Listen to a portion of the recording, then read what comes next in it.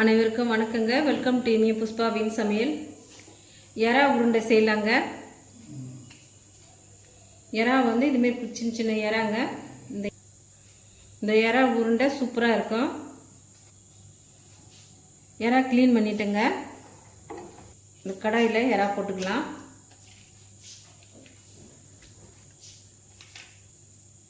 கொஞ்சமாக சால்ட் போட்டுக்கிறேங்க. முழுகிற அளவுக்கு தண்ணி ஊற்றிக்கிறேங்க. எறா வந்து ஒரு 2 நிமிஷம் வேகட்டும். எறா நல்லா வெந்துடுதுங்க. இறக்கிடலாம். எறா உருண்டைக்கு 1 கப்பு கடலை மாவு எடுத்துருக்கேன்.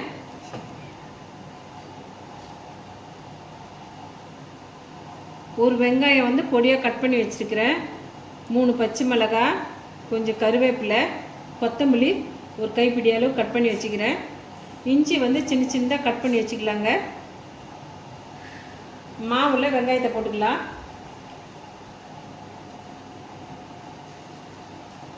பச்சை மிளகாயும் சேர்த்துக்கிறேன். கட் பண்ணி வச்சு இஞ்சியும் போட்டுக்கிறேன். கொத்தமல்லி, கருவேப்பிலை போட்டுக்கலாங்க. ஒரு 1/4 ஸ்பூன் மஞ்சள் பொடி போட்டுக்கிறேன்.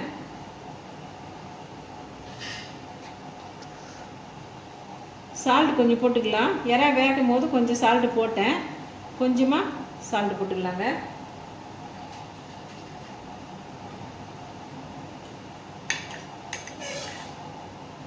எறா வேக வச்ச தண்ணியோட மாவில் ஊற்றிக்கலாம்.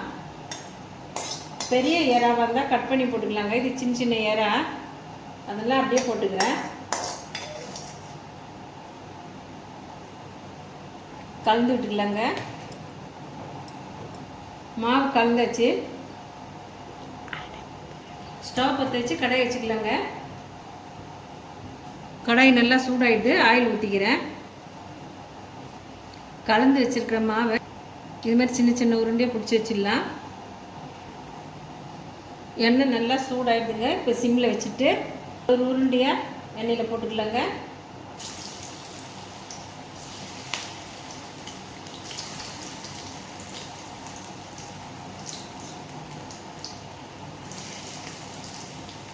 ஏற்கனவே எறா வெந்திருக்குது, அதனால சட்டுன்னு உருண்டை ரெடி ஆகிடுங்க.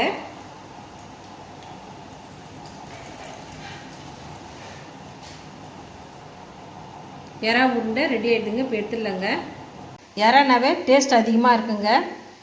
அதில் வந்து நான் எறா வச்சு உருண்டை செஞ்சுருக்கிறேன். ரொம்ப டேஸ்ட்டு அட்டகாசமாக இருக்குதுங்க. நீங்களும் வீட்டில் செய்து சாப்பிட்டு பாருங்கள். சூப்பராக இருக்கும். இந்த வீடியோ உங்களுக்கு பிடிச்சிருந்தால் நம்ம சேனலை சப்போர்ட் பண்ணி லைக் பண்ணுங்கள், ஷேர் பண்ணுங்கள், கமெண்ட் பண்ணுங்கள், சப்ஸ்கிரைப் பண்ணுங்கள். மறக்காமல் பக்கத்தில் இருக்க பெல் பண்ணி கிளிக் பண்ணுங்கள். தேங்க்யூ.